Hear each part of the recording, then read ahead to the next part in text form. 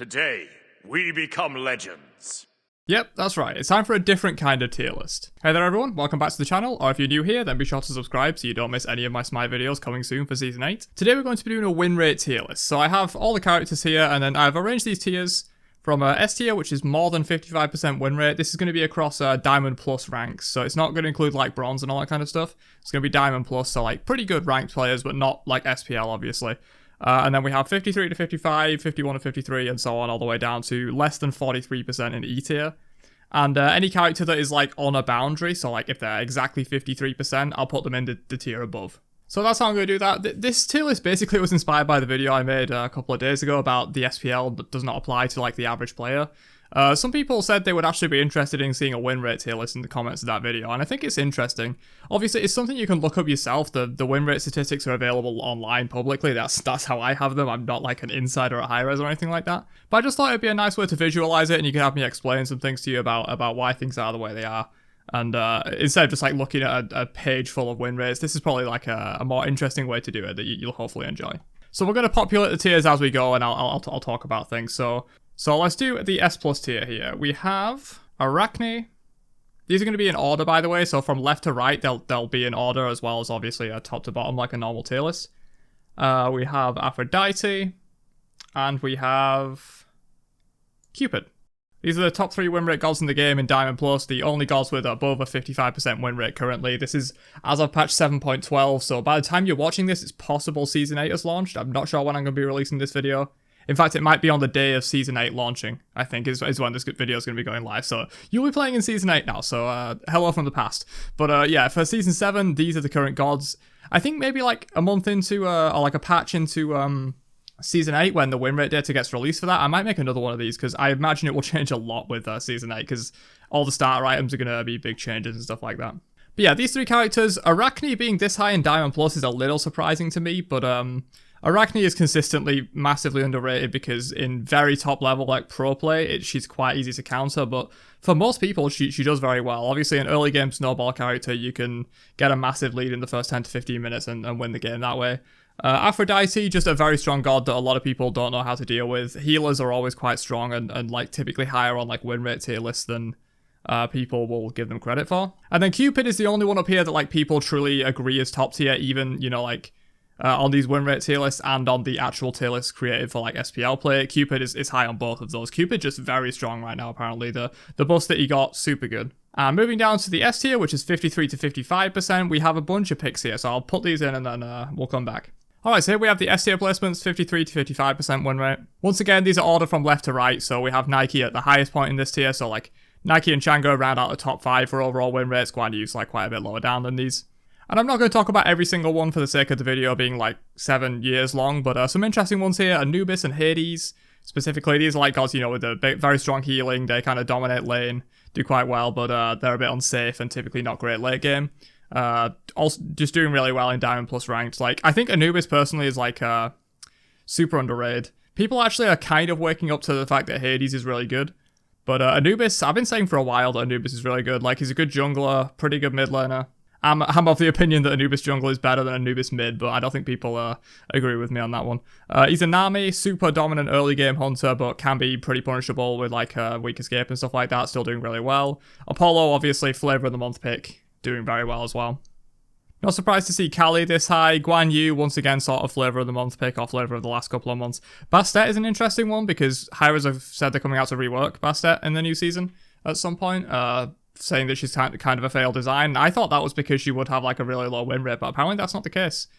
People place her quite low on tier lists. To be honest, when Bastet was originally reworked, I said she was going to be quite strong, and it didn't seem like she was. She never really got picked up in pro play or anything like that, but it seems like her win rate is quite high with the reworked kit. But she's going to be reworked again, so we'll have to see with that. Alright, and here are the A tier placements, 51 to 53% win rate, so just slightly overperforming, not really too much of a big deal from the average of obviously 50% win rate, but slightly overperforming on most of these gods. Not really too much to talk about in this tier, because once again, they're only slightly overperforming, they're not really a big issue, but like Bakasura being this low, I expected Bakasura to be higher personally, is like quite a sort of pub stomp jungler that does well in ranked, but not so well in competitive play. Odin doing quite well, despite a lot of people saying Odin is one of the worst gods in the game. Loki doing okay after the rework. Loki seems to be in a pretty healthy place after that. Zeus also doing quite well. Zeus is like super punishable, but in a ranked scenario where you don't have good team communication and Zeus can kind of get a lead early on just from playing well in mid, he can be quite a scary force. So I'm not surprised to see Zeus this high up on a win rate tier list in ranked specifically. Geb is actually higher than I thought. I thought Geb would be very low. Like, I think Geb is really good, and on like a normal tier list, I would put him probably about here actually, and like A or A plus or something like that, but on a win rate tier list for ranked, I expected Geb to be a lot lower because he kind of requires good team communication and like you need to be shielding people that are actually going to do stuff. So I guess it is Diamond plus. Maybe if you went down to like Gold or something, Geb would like drop off quite significantly in the win rates. That's what I'd expect. But let's do the B tiers, which are the very average picks, 49 to 51%. Alright, so here's our B tier, what I like to call, I guess, the balanced tier. Obviously, win rate statistics aren't the only thing you need to look at to know if a god is balanced. So these gods aren't necessarily balanced, but they're performing very healthily in Diamond Plus ranked, let's say. Set, interestingly, way down here. Obviously, Set is placed extremely high on every tier list. A lot of people call him the best god in the game. I'm actually of that opinion. I think Set is, if not the best, one of the top gods in the game when played very well or perfectly, which is why he does quite well in the SPL and like super top ranked. But this is Diamond Plus, so the players are pretty skilled. You know, Diamond Plus, like low Diamond can get a bit sketchy, but for the most part, these are players that know what they're doing. And Set, like in a pretty balanced position, is probably where I would expect him to be because he's very difficult, so that lowers his win rate a lot. But he's also very strong, which bumps his win rate up a lot. And I think A tier is where we really should be seeing him. Scylla, interestingly, has exactly 50% win rate right now. Like, exactly 50%, not 50.01, because there's 2 decimal places, so bang on a 50% win rate for Scylla. So, perfectly balanced? Who knows? Horus, interestingly, similar to Geb, Horus requires a lot of complex team play and stuff like that, but with Horus, I guess you also do have just, like, your basic abilities are super strong and hit really hard, and you can dominate and bully lane with them, go, like, sledge early, so he has that kind of aspect to him as well, which is probably what bumps his win rate up a little bit. Ao Kuang quite low. I always consider Ao Kuang to be one of the more dominant ranked gods. He's just like super strong, can carry games on his own if you just like passive farm and play him in jungle. Surprised to see him this low. I would expected Ao Kuang to be somewhere up here or something like that because he kind of pub stomps ranked in a similar way to the likes of Bakasura, Hades, those kind of gods. And then the rest of the tier, not much too interesting here. My boy Kuzumbo chilling down here, just a little bit below, so he's around like 49 point whatever % win rate.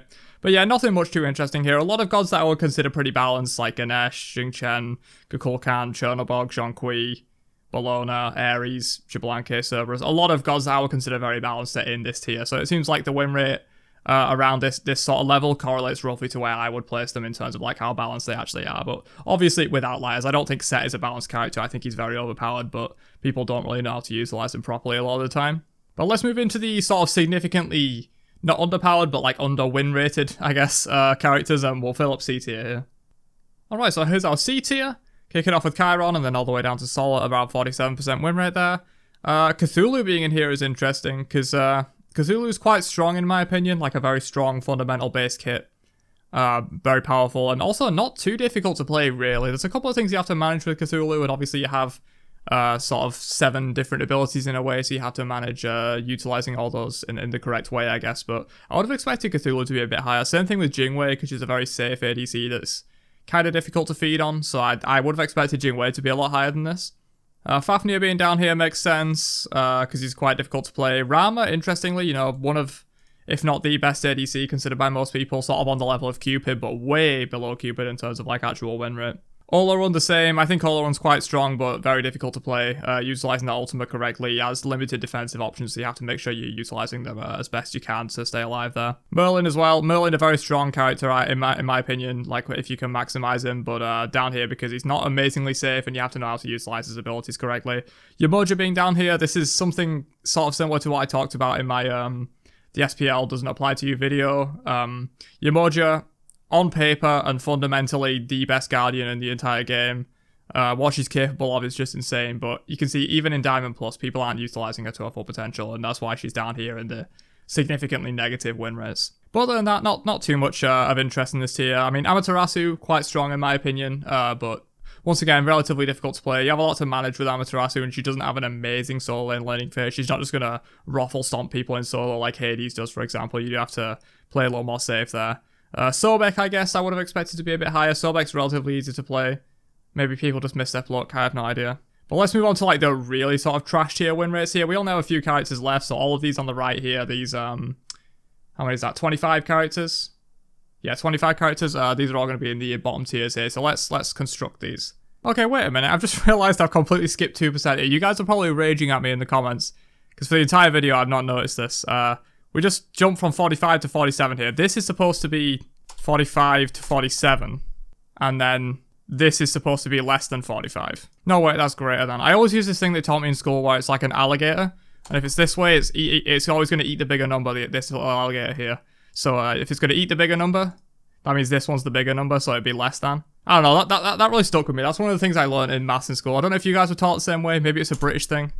But I don't know if you're taught the same way in America or anything like that. I know most of you are American that are watching. Alright, so that's your D tier. Lot of interesting stuff down here. As you get sort of like towards the top and towards the bottom, there's a lot more interesting stuff, in my opinion. We have Erlang Shen, who I think is a very fundamentally strong character, but very low on the win rates, which is interesting. He's not too difficult to play. With Erlang, it's mostly just like, what, turtle cancels? That's kind of it, really. That's all it takes to play Erlang. I guess sometimes you want to use Minka, not turtle. There's like a bit of decision making there, but it's not too difficult to play Erlang, and I think he's very strong, so it's interesting to see him so far down in the win rates. Nox, very difficult to play, understandable that she's down here. Also not an amazingly strong fundamental character. Rat, there's a lot that takes to play him now with the Acorns and stuff. Apuash, just a very not good character. Hebo being down here is very interesting. Similar to Erlang, I think he's a very strong fundamental god, and also not very difficult to play. You just need to be able to make good defensive decisions on Hebo, because you do have limited defensive options, and just hit your 3. That's all you need to do, really.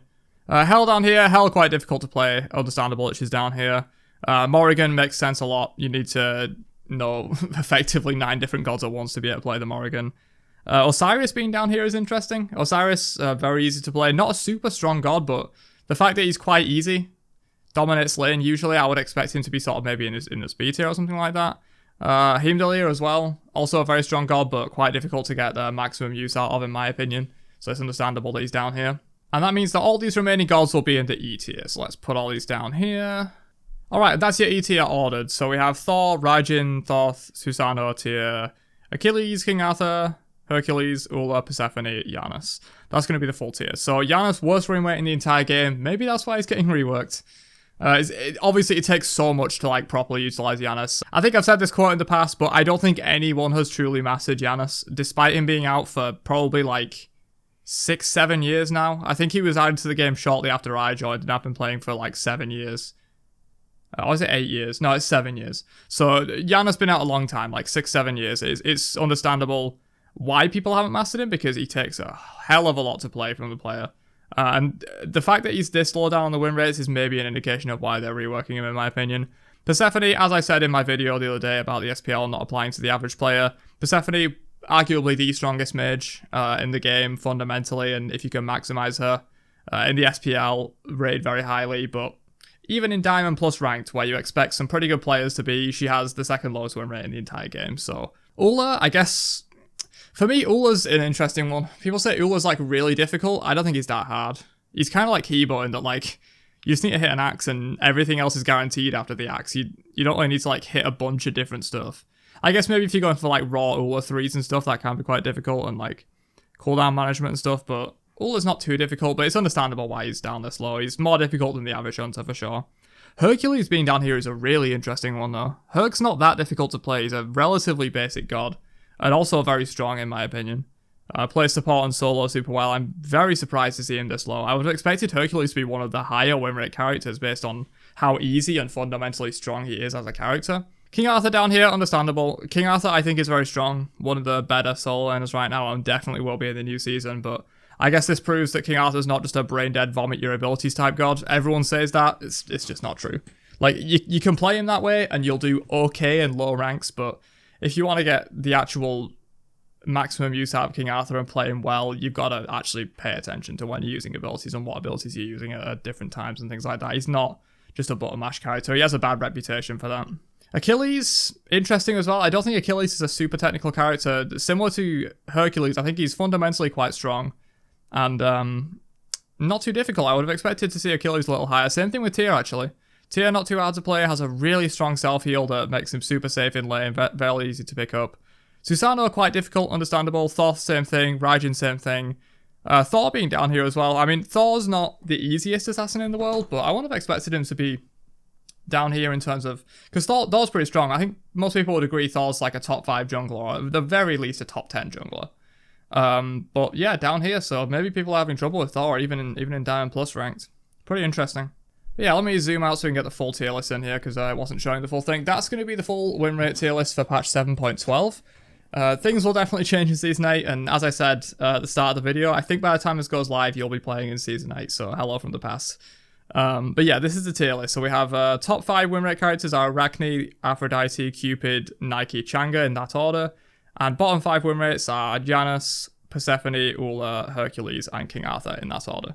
So yeah, it just gives you a nice perspective. Obviously, just like a normal tier list where you're rating them on pure power and like SPL viability, this isn't necessarily an indicator of exactly how strong the god is, where they should be nerfed or anything like that. Like, I think most of you would agree, Anubis probably doesn't need nerfs, and King Arthur and Persephone probably don't need buffs. I think if Hi-Rez came out with a patch where they buffed all of these characters and nerfed all of these characters, people would be outraged. Like, if you saw Anubis nerfed in the same patch as you saw King Arthur and Persephone buffed, would you be happy about it? I feel like most people wouldn't. So you have to take this with a grain of salt. Win rate is one factor on many that you need to balance a god. It's very difficult to get a god into a balanced state, especially when you consider the varying skill levels and things like that. You know, you've got pro play, you've got high level ranked, you've got mid level ranked, you've got low level ranked. And you have to balance accordingly around those. Obviously, the pro scene brings in a lot of attention, a lot of money and things like that, and it's hype to see and stuff like that, so you have to keep the pro scene healthy, but you also want to keep the player base healthy as well. A good analogy I heard from someone, I can't remember who it was. It was someone's video that I watched on YouTube, though. It was a good analogy. The player base, so the Smite player base as a whole, is a country. High level ranked is a city. Pro play is your house. That's a good way of like visualizing it, in my opinion. So like pro play is a very small facet of high level play, and then high level play is a very small facet of the overall player base. So you have to keep in mind that like in lower ranks, Arachne is a monster. That's just how it is. But obviously, Arachne as a fundamental character, when you have someone very good playing around her, she's not that good. So as I said, win rate is one factor on many that you have to decide when you're balancing a god and things like that. And Hi-Rez get a lot of shit for not balancing the game correctly. Like, people say it as if it's incredibly easy to balance 111 different characters against each other. It's not. Don't even pretend like it is. But yeah, of course, they make bad balancing decisions. Don't get me wrong. I'm not trying to say Hi-Rez are perfect here and that we should all bow down to them for their amazing balancing decisions. They make some absolute papega decisions, but it's more difficult than a lot of people seem to give them credit for. But yeah, that's the win rate tier list. If you enjoyed, then make sure to subscribe for more videos. Season 8's launching probably as you're watching this video, so I'll be making a ton of Season 8 content, streams, gameplays, analysis of the new season, guides, all that kind of stuff. So if you want to see that, then subscribe, get the bell on, all that kind of stuff, and I'll catch you guys in another one later on. Have a great day, and peace out, you nerds.